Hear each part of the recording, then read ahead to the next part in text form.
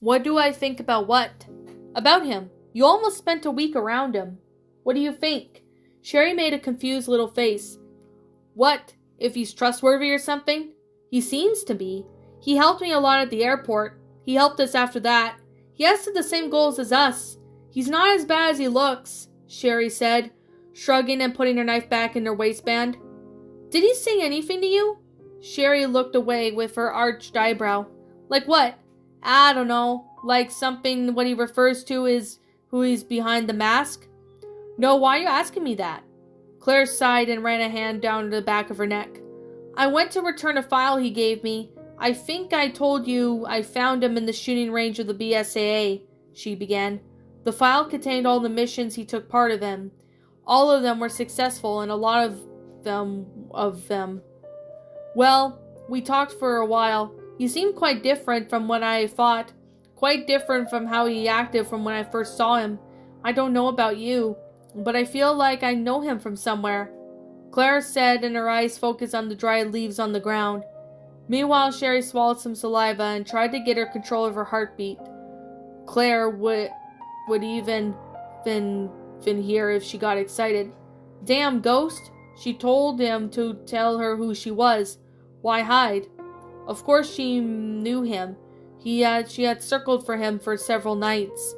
I told him that, and he said that maybe if I knew him, he'd face Sherry again, who was a little lost and a little know how to proceed the moment, but refused to tell me. We haven't spoken since, and now he's gone on a mission. Claire shook her head and laughed to herself. My God, how far have I become without being charmed by a masked man? Sherry took a few steps closer. Well, he's not just any masked man. No, he hasn't said anything to me. He's quite reserved when he wants to be. And if he said to you, you might know him, I think you'll just have to insist a little more, she said. I mean, it's not going to be like change much, isn't it? Because it's kind of thrilling to be the only one to discover the identity of being a man like him, she said, and Claire looked at a little thoughtful. I don't know. A part of me really wants to know. The whole world we live in is too different. I don't know if I want to get involved, but with this feeling, I don't know. It's like he's drawing on me somehow. Ghost couldn't help but make a little amused face. Ah, yes, his mysterious way got you hooked, didn't it? She joked, laughing softly when Claire pushed her aside. Come on, after Neil, what I want at least some mysteries and secrets, she said. Otherwise, I'd rather be alone for now. Sherry looked at her sympathetically. Are you okay? You know I didn't ask before, with all this stuff and Neil and all. I am okay with my ex-boyfriend selling us out or killing our colleagues, she asked with a certain venom in his voice before sighing. I'm better. I realize that there's no point on dwelling on it. He doesn't deserve what I consume who I am. She ran a hand through her hair and they remained silent for a few moments. Well, it's kind of gone down the unwanted path. Shall we go back? Maybe I'll let you try some wine, Claire said, and Sherry smiled again, relieved that that woman wanted to change the subject. Fine, I accept, but Claire, who says this is the first time I've had wine? Claire arched an eyebrow and just shook her head. I figured. The two went back to the hotel. A little over and a half an hour later, they went out to enjoy that evening together. The night had passed more quickly than they wanted. Sherry found herself lying in her bed at 5:23 a.m., unable to sleep. The girl grunted angrily and stirred in bed. It was amazing on how a day which she could get a little bit more rest. Her body chose to work up early. Wonderful. Not wanting to waste any more time, she got out of bed after 20 minutes of trying to fall asleep again. If she couldn't sleep, she'd go on a morning run, and maybe train some more after that. She then got ready and left the hotel, still on an empty stomach. She would eat something on the street when she finished. She put on her headphones and started running, watching the city with curious eyes. She had never been to Philadelphia before, and she wanted to try and enjoy the scenery without the sight of several lives on her shoulder. An hour later, she had breakfast on the cafe next to the hotel. It wasn't the best coffee she had, but it definitely wasn't bad. At the luxury place, she walked along the sidewalk in a humming tone, ignoring the few glances in her direction.